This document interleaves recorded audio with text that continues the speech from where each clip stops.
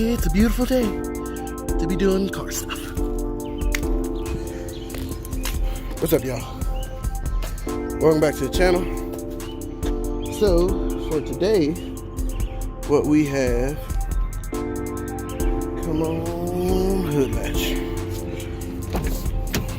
I'll show you in a little bit, but my wife messed up her car. Oh, there it is. God dang. So now I gotta fix it.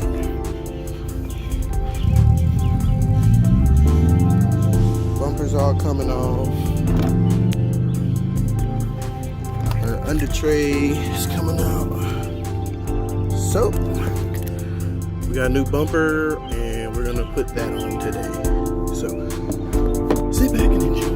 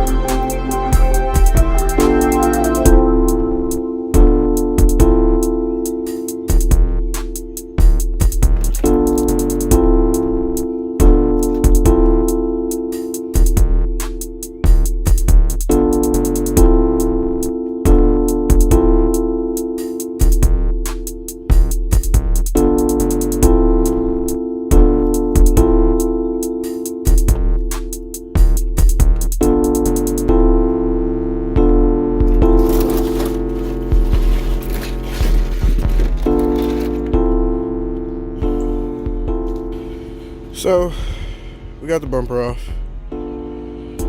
It just seems like a lot of this stuff was already broken. So like this ain't even on the other side. It's snapped off.